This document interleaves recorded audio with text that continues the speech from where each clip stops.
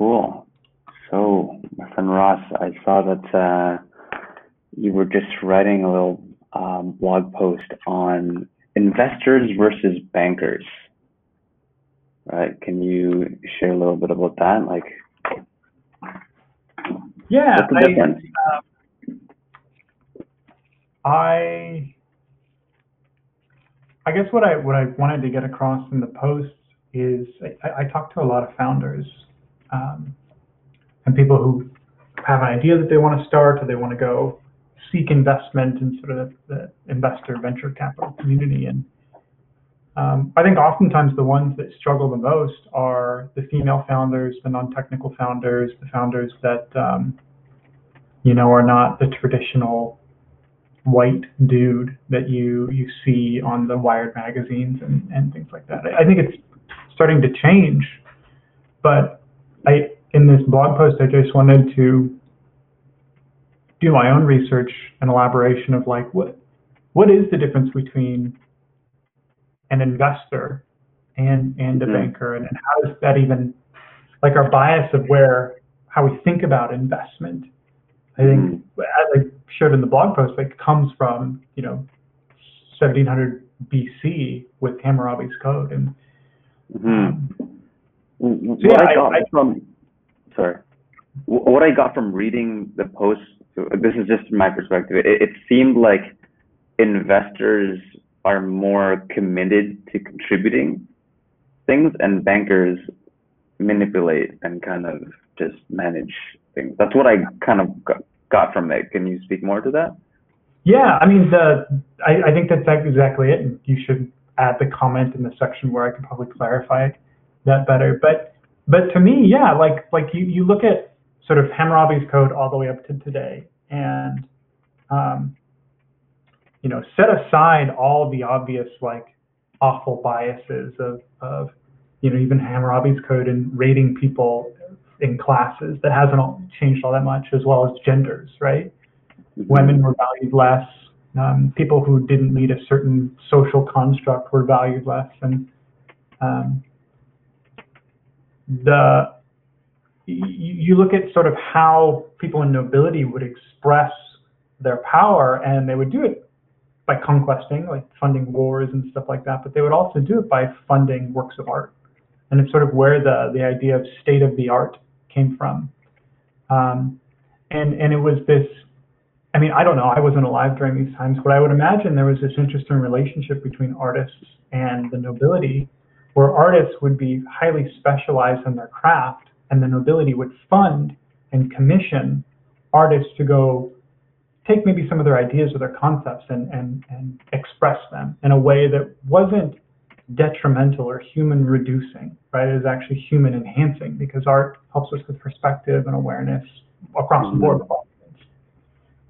And I think the nuance in the language and the way that we talk about investors versus bankers, I think what I wanted to highlight is, yeah, an investor is like a class of nobility, like a king or a queen, or a higher class of nobility, that is basically saying, I want to fund um, this project, and I want to invest in this project um, for more reasons than just conquest, right?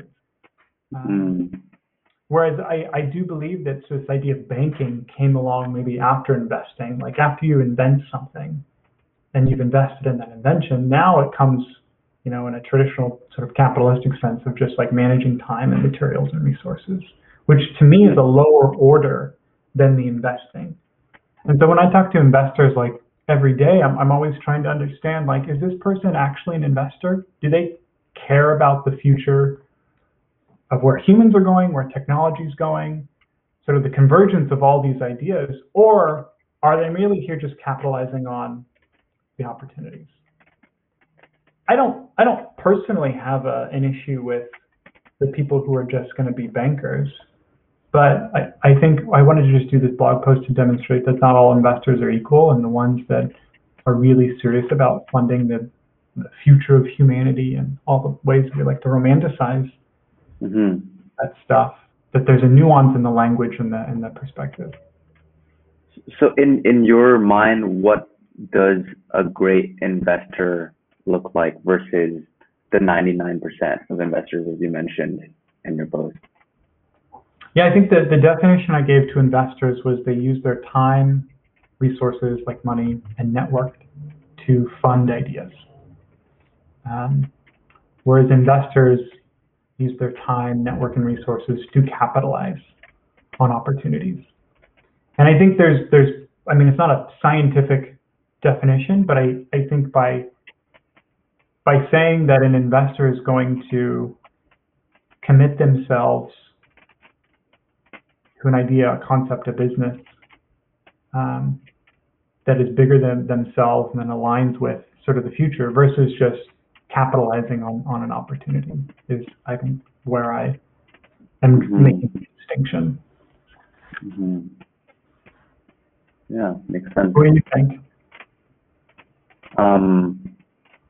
Interestingly enough, I think it's like becoming more of like I mean, I know nothing about the investment space.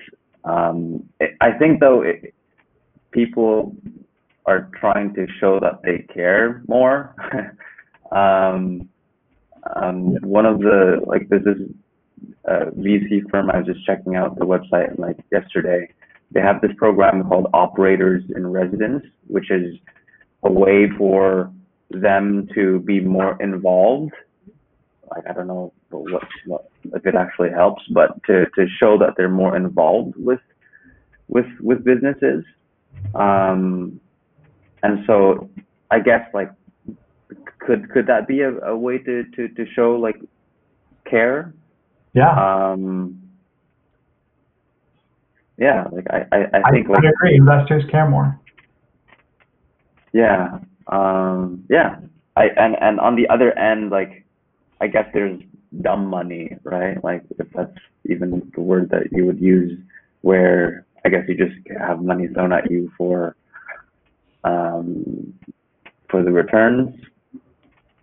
And well, it's not. I mean, I think it depends on like, you know, even with maybe like the dumb money or I think if you look at like what is the strategic aim of putting the money in? Is it to further humanity? Is it to care, right? And care can sort of, Okay. I think take effect. And like I know that there's a lot of funds that are sort of starting to pop up that do like impact investing, right? That are investing in these areas that to show that right there's some potential in there and that they care, and that there is sort of like that more humanistic approach to putting resources into an organization versus just the accounting of the resources. What was that last part again? Sorry. Versus just the accounting of the resources, which I think is just what bankers do. Like, I don't know, whenever I have conversations with investors and if they're not a yes before they get to like a financial model, and like the financial model is basically a spreadsheet that shows like your balance of cash flows and your balance sheet and stuff like that. Like if they're not already convinced of the bigness of the mission and the community and they're not excited by that, like I'm not going to waste my time because they're not going to get any more conviction by looking at a spreadsheet, right? Which is what bankers typically like to do. They'll look at a spreadsheet and they'll get conviction based off banking and managing time. In your mind, what does a good investor do? Like what, I don't know, like an open brainstorm, like what are activities you'd imagine like a world-class kind of progressive investor, like, I don't know, doing with their time? How, like, would they be like literally working on the project as well alongside you? Would it be like? I think a good investor, it's going to be different for every business, but I think generally speaking, like a good investor just says yes. They say yes to the idea. They say yes to the team. They say yes to the connection of the network, and they become sort of a catalyst and one of the catalysts and enablers for an organization to get things done. I think a good investor does care, right? And I'm sure from the investor standpoint, like it's difficult for them because maybe they have to disassociate their identities from, the checks that they write. But I don't know. I also think the nature of the way that we do work in business is also changing. Like historically with work, like there's this separation between what I do in my personal life, between what I do for my 9 to 5. Mm-hmm. And in the future, I don't think those two aspects of life are going to be so disconnected. Like the things that I do in my 9 to 5 are also the things that I'm personally curious and interested in. Mm-hmm. And I think we're just in sort of that changeover period between the two mindsets. Mm-hmm. Like work and identity.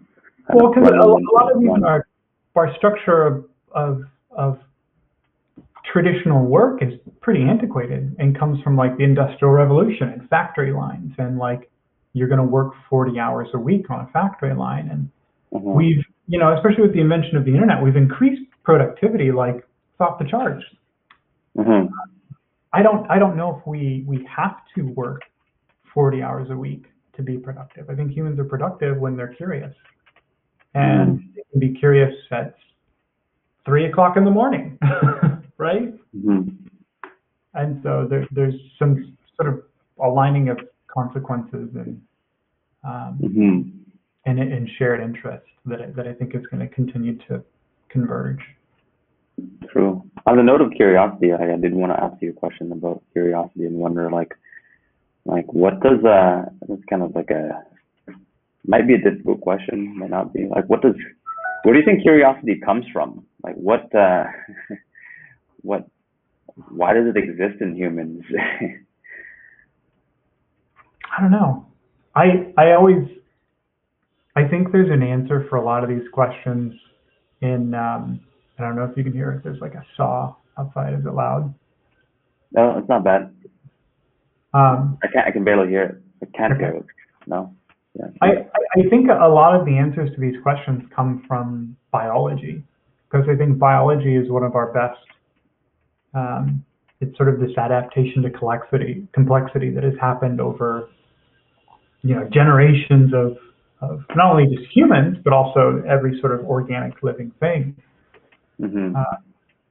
And I don't know. I think curiosity comes from just like a survivability place, right? Like, humans. If humans weren't curious, we probably wouldn't have invented fire or learned the difference between two different plants when we were foraging, all the way to, building new tools for humans to get things done in their life, whether it's, just throughout human history. Are animals curious? I don't know. I think it's like a behavior that you can probably observe in any sort of like animal that has to survive, right? I think maybe it's just a higher level, but like just more awareness of the curiosity, right? We can take curiosity out of our mind and like look at it as like a thing, whereas like a dog is just going to go sniff around until it finds a little piece of food on the ground. Yeah, it's like the same. Like you're saying it's the same. It's basically still like survivability, like just for to survive, finding new opportunities, like foraging in a different bush, or like trying out different plants, like you said, to see what's up, and experimenting with fire. So I guess what I'm getting is you tie it back to biology, like you said. This is why it happens. I've been thinking about it recently, like for me personally, like I think curiosity is, speaking very personally, it works really well when you get something out of it. but it reveals a lot of deep flaws in yourself when you kind of venture off onto the next hill and you don't find anything. It's like, Right. it's like the worst thing ever. And it, yeah, Like and it's a reward. yeah, and it's like in that state, it's like I'm exploring it now, and maybe this is the wrong path to go down, but in my mind to go down. But I'm like, was I always like curious because like I didn't have enough to have a normal stable life? You know, was it because what I had was so bad that I had to run and escape to find, to and was the way I was looking at curiosity wrong? Was it just like an effect of like other stuff that I needed to like fix? I don't know. It's a weird one because when you're in it, when you're in that wonder, I think like it's a completely different feeling, right? Like there is something more there at the end of the rainbow, or at the hill, or in the bushes or whatnot. So it's a weird one. Well, I really like the way Abraham Maslow puts it and relates it back to sort of his theories of human motivation and like why we do the things we do. And he most famously made the hierarchy of needs, which is that pyramid of different things that humans sort of desire. In life, and it starts with the physiological and goes all the way up to the more complex needs like self-actualization and love and self-esteem. And the way he puts it is sort of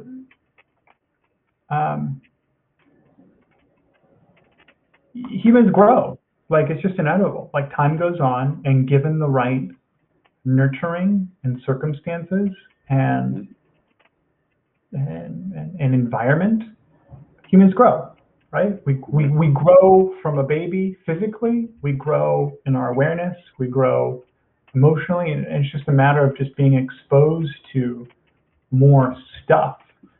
And I don't know. I just think all this stuff's related. Like you even look at like the second law of, weirdly enough, like the second law of thermodynamics, right? Which talks about entropy and the decay in a system. And I sort of relate even that back to like my own existence in life. Like it says that entropy cannot decrease in a closed system, right? Decay just happens in a system, in our minds, in our bodies, in the environment. And the only way to combat the decay is by adding more stuff to the system. And so like a basic example that I think about is like whenever I get stuck on like a problem, or like I've been sitting at my computer all day, like my mind has introduced entropy. Like I hit a wall, and so what may even help is just going for a walk around the block, because it introduces signals and new stuff for your mind to capture and process.